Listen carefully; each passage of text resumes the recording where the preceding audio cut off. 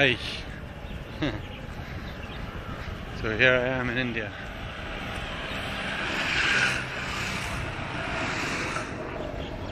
Practicing yoga.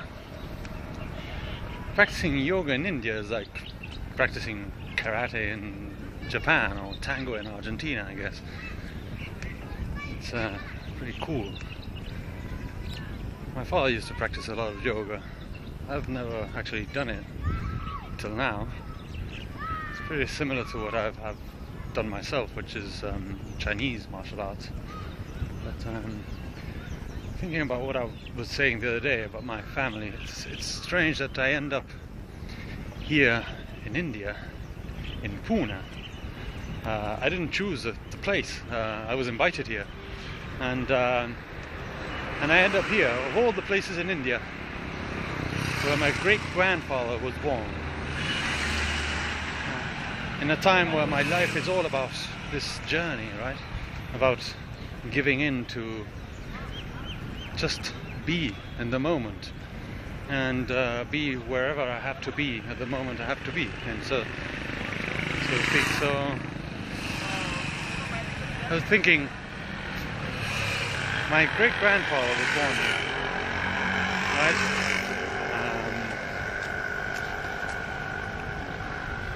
Oh, these guys. What are these guys doing? Let's check them out.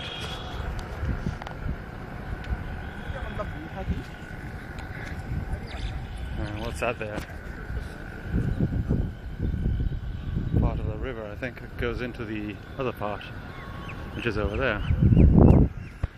So well, back to my family. My great-grandfather was born here. His father was a general in the army. He himself became a colonel, and then my grandfather got up to major. I found out recently. My father had nothing to do with the armed forces, and he married an Argentine woman, my mother, and he was a writer, and I am whatever. But basically, the interesting part of it is my great-grandfather's father, the general, died before my grandfather was born. My great-grandfather died before my father was born. My grandfather died before I was born. And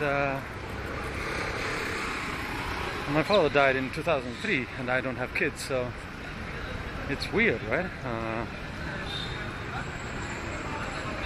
It seems as if there was this thing, something trying to stop the bloodline, right? Or it's the two same souls going round and round.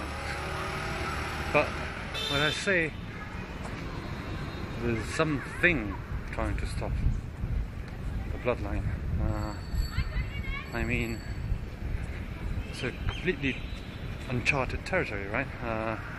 Because I can show you that, I can show you this, which I've just had, and it's just turned into me, and I drank it, and I can, we have what, 5 senses? The eyes, the nose, right? We can see, we can smell, we can hear, taste and touch. But when I say something is trying to, it seems as if something was trying to stop the bloodline and took the family to exile. I'm talking of a completely different thing, right? Something you can't see, something you can't touch. Surprisingly enough, I end up in Pune, where my great-grandfather was born.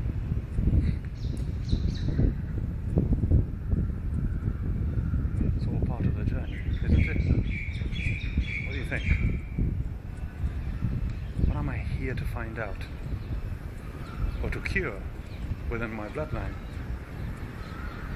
All my life has finally taken me to this point in time and this journey where all I do is just walk and things appear.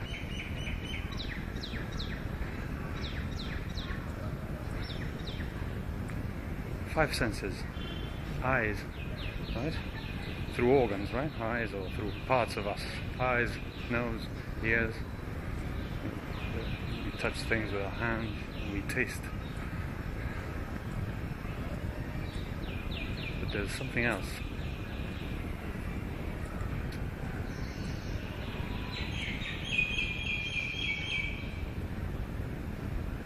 There's definitely something else.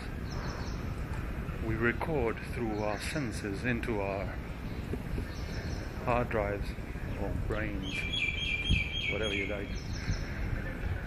Things that we take in through those senses. But there are lots of other things around which we can't see, touch, taste, smell, or hear. And they're there. Oh yes. Now, we've managed to build a whole system around our senses and what we can see and touch. And it seems as if we've encaged ourselves into, what, bricks? Look. And maybe setting us away from that, where we come from. So think about this. Our existence has nothing to do with the system we built around it. Let's stop and think about that for a minute. Our existence has nothing to do with the system we built around it.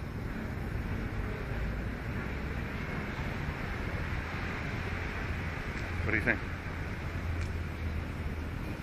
Does that sound close to the truth? How do you know that something is real if you can't touch it, see it, taste it, hear it, or smell it?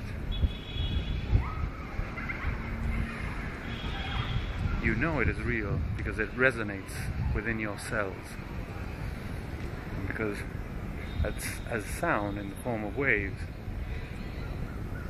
comes into you and you acknowledge what you're hearing, you start vibrating in a different way because your cells know deep down inside.